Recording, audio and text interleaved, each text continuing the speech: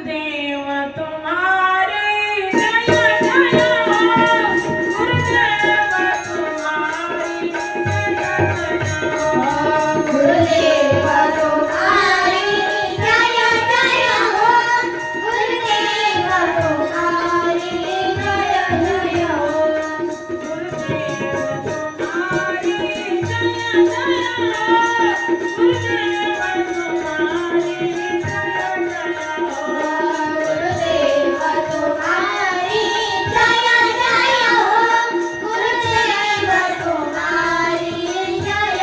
गुरुदेव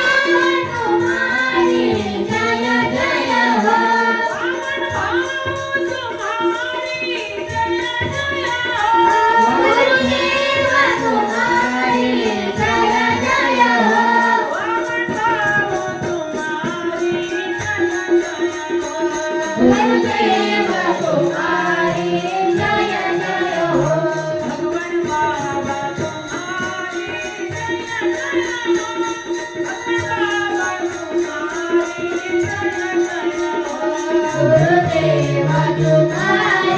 जय जय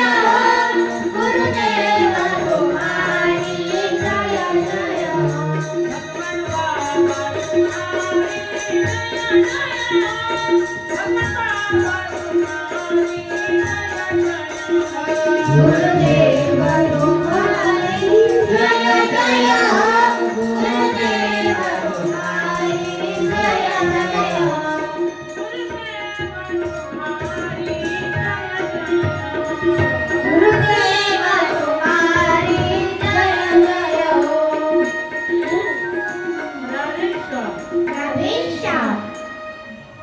श्री गणेशाय नमः श्री सरस्वत्यै नमः श्री गुरुचरण कमलाभ्यां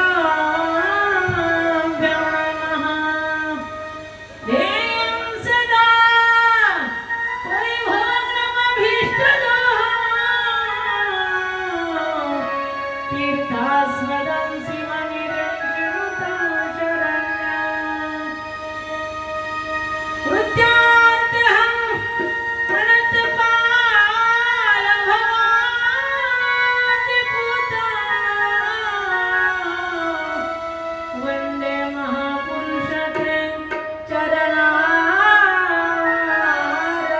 चरणारविन्दम्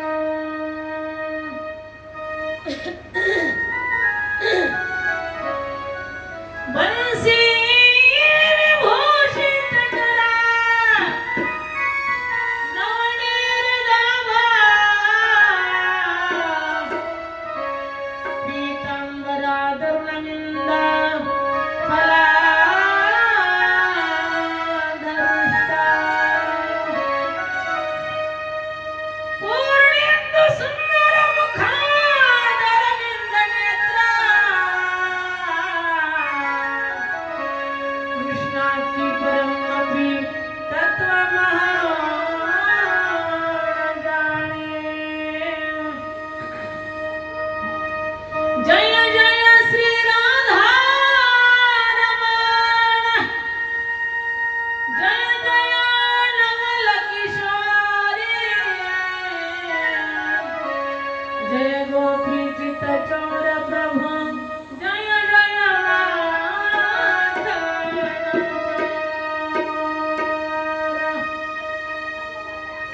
यं प्रव्रजन्तमनुपेतमपीतकृत्यं द्वैपायन विरह काताराजुहव पुत्रेति तन्मया तरोभिनेदो स्तं सर्वभूतहृदयं मुनिमानतोऽस्मि राधा मेरी स्वामिनी मैं राधे जी को दास जन्म जन्म मोहे दिजियो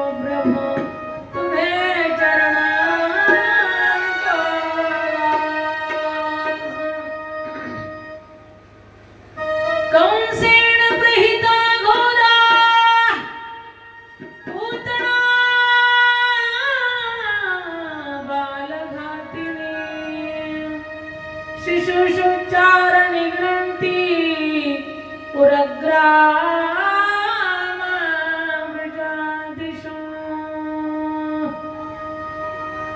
श्रीमद भागवत महापुराणांतर्गत आज पंचम दिवसाच्या कथेला प्रारंभ होत आहे. काल भगवान परमात्म्याचं आपण प्रागट्य त्या ठिकाणी केलं. परमात्मा रात्रीच्या 12ला आले, दुपारच्या 12ला श्यामजी आले, रात्रीच्या 12ला रामजी आले. आयमनी संभवनो हे काही श्रमी नामयाचा स्वामी प्रगटला. परमात्मा प्रगट झाल्याच्या नंतर वसुदेवजी महाराजांनी नंदाच्या घराला मजणे गोकुळाला माया उपजली थे ठेवी मजा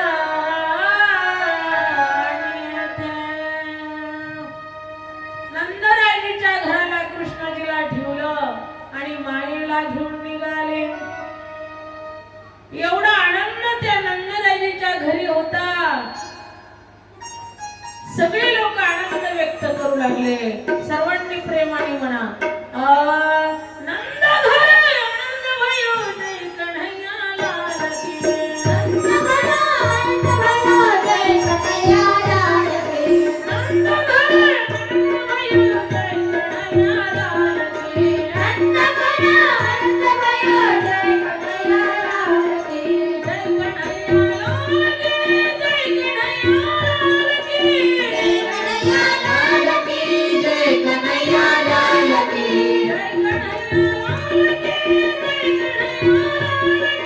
जय कन्हैया लाल की, जय कन्हैया लाल की. नंद घर आनंद भयो जय कन्हैया लाल की.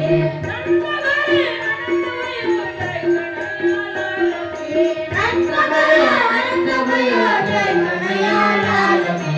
गणपतियो हाती घोडा गणपतियो हाती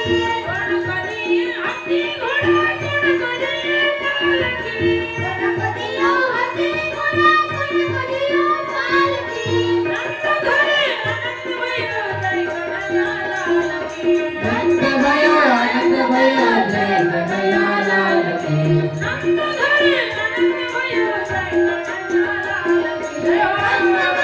आनंद भयो जय कन्हैया लाल की. जय कन्हैया लाल की.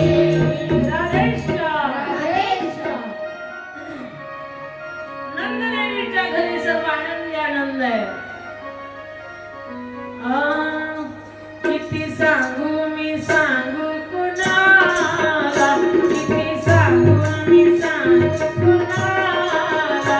माझी आनंदी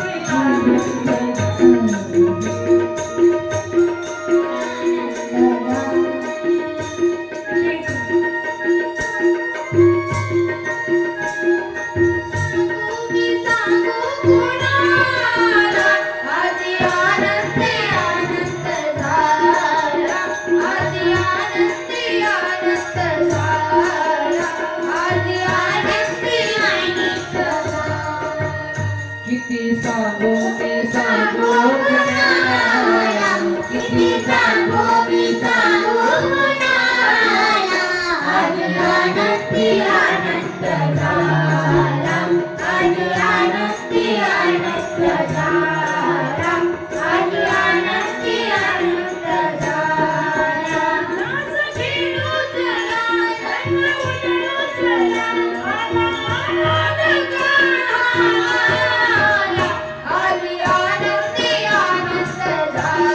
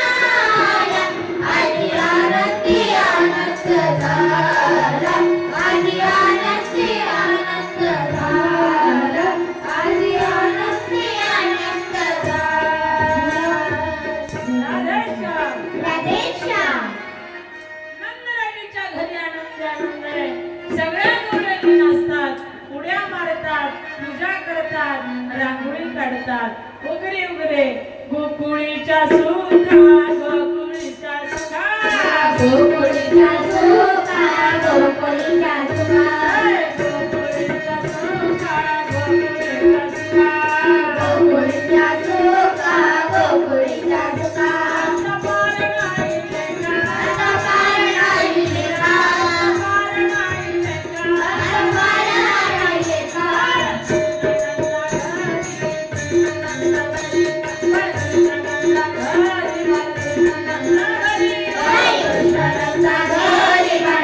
कृष्णानंदा घरी बाळकृष्णानंदा घरी बाळकृष्णानंदा घरी बाळकृष्णानंदा घरी आनंदया नरनारी आनंदया नरनारी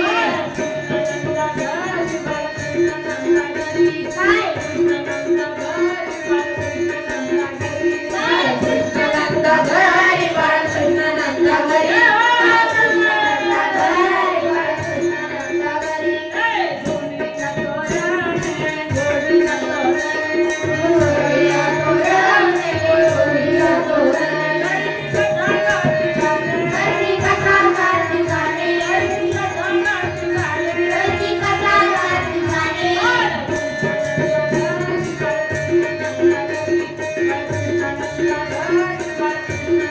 घरी बाळकृष्णानंदा घरी बाळकृष्णानंदा घरी बाळकृष्णानंदा घरी हे तुकारामे सते हे तुकारामे सते बोलिले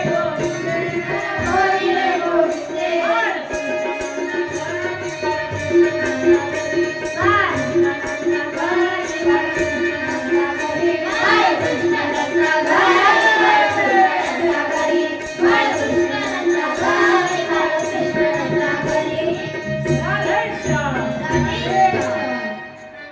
भगवान परमात्मा त्या ठिकाणी अवतरण झाल्यामुळे सगळे लोक आनंदित झाले. कुणी नाचू लागलं, कुणी फुगड्या देऊ लागलं, कुणी उड्या बोलू लागलं. एवढा आनंद त्यांना झालेला आहे. वेगवेगळ्या पद्धतीने आनंद व्यक्त करू लागले. भगवान परमात्मा त्या ठिकाणी आनंद व्यक्त करत असताना परमात्म्याच्या जन्मोत्सवानिमित्त नर नारी गोप गोपी आनंदित आहेत. इकडे कंसाला कळालं की माझा शत्रू जन्माला आलेला आहे. कंसाने मीटिंग घेतली आणि त्या ठिकाणी सर्व राज्यामध्ये दौंडी पिटवली आणि सांगितलं, जो कोणी माझ्या शत्रूला मारील त्याला बक्षीस दिला जाईल, 25 लाखाच्या मोहरा दिल्या जाईल. तेवढ्यामध्ये बचत गटाचा अध्यक्ष आला, पुतना मावशी.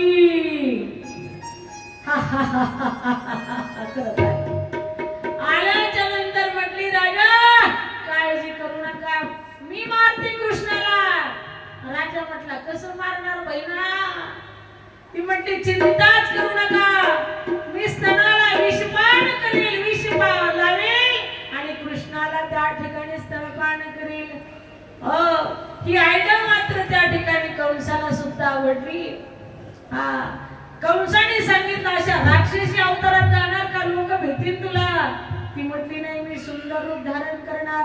तिने सुंदर मायवी रूप धारण केलं, एक अप्सरेचं सुंदर रूप धारण केलं आणि गेली. गेल्याच्या नंतर जाता जाता यमुना तटावरती काही लेकरं खेळत होते, त्यांच्याशी प्रयोग केला. 100 पोरं तिथे स्तनपान केलं, त्यांना तिथेच मारले. नंतर गोकुळामध्ये गेली, यशोदेच्या वाड्याला गेली. यशोदेचा वाडा त्या ठिकाणी दरवाजा बंद होता. कडी खटखट खटखट वाजवली, कडी उघडवली यशोदेने. यशोदेने नखशिकांत तिला निहाळलं. यशोदा मनामध्ये म्हणते, ही आमच्या गावातली नाही, खालच्या गल्लीतली नाही, वरच्या गल्लीतली नाही, मधल्या गल्लीतली नाही, पलीकडच्या गल्लीतली नाही, अलीकडच्या गल्लीतली नाही. आले कुठून? विचारलं, कुठून आला? ती म्हटली, अगं यशोदे, तू मला ओळखलं नाही का? मी तुझी बहीण आहे. ती म्हटली, मला बहीणच नव्हती, पण मनामध्ये विचार करते, सर्वांना यश देणारी यशोदा माता म्हणते, ठीक आहे, आली ना माझ्या लेकराला आशीर्वाद देण्यासाठी, तर ठीक आहे. म्हटली बस माझ्या कृष्णापाशी पण बडबड करू नको, मी कॉफी करून आणते तुला. हा माझा कृष्ण आता झोपलाय, तो उठल, बोलू नको मोठ्याने. असं म्हटल्यानंतर कृष्णकडे मनात म्हणतात माझी यशोदा मैया लई भोळी आहे, मी काय झोपा काढाय आलोय काय. पहिल्या गिरायकाला नाट कशाला. कृष्णाने रडायला सुरुवात केली. मावशी कृष्ण रडू लागला.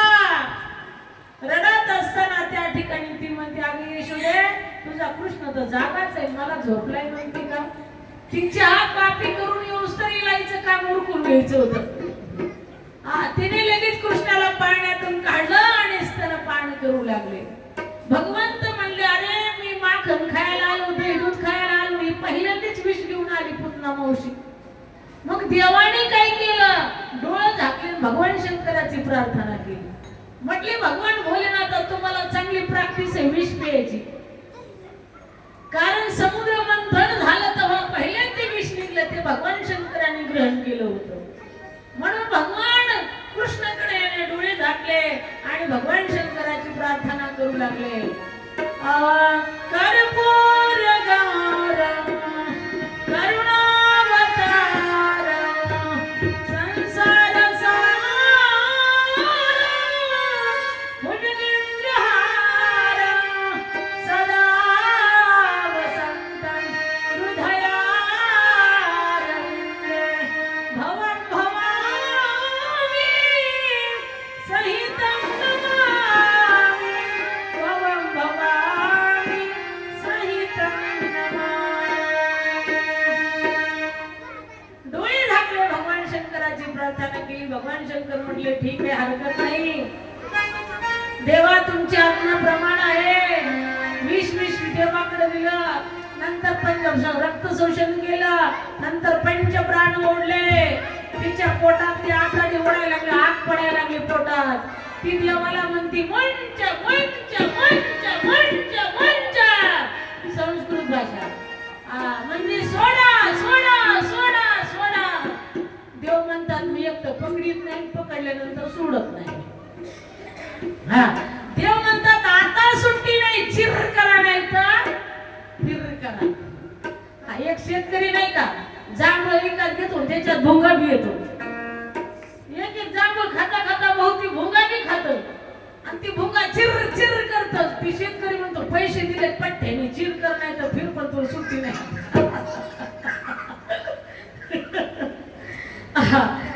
तसं त्या ठिकाणी भगवान म्हणले आता चिर कर मावशी नाही तर फिर कर, तुला सुट्टी नाही. पुतना मावशी त्या ठिकाणी अवढवी रूप धारण केलं. भगवंताने आपल्या शक्तीच्या द्वारे गोकुळाच्या बाहेर नेऊन टाकली. तिला टाकली तर ती डोंगरा एवढी उंच आणि तिच्या छातीवर देव खेळते. इकडे यशोदा आली चाकवरती घेऊन, तर ती पुतना नाही कृष्ण नाही.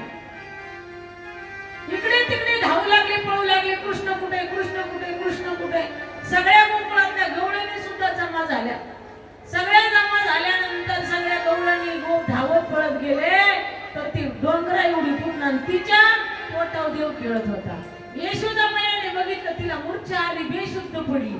तिला वाटलं आता माझ्या कृष्णाचं कसं होईल, म्हणून ती चिंता करू लागली, बेहोश पडली. नंतर त्या ठिकाणी नंदरायची गोप गोपी आले, सगळे लोक आले आणि आल्याच्या नंतर नंदरायजीला विचारलं की आता कसं काढायचं कृष्णाला खाली. म्हटले काही नाही शिडी लावा. म्हटले शिडी लावली,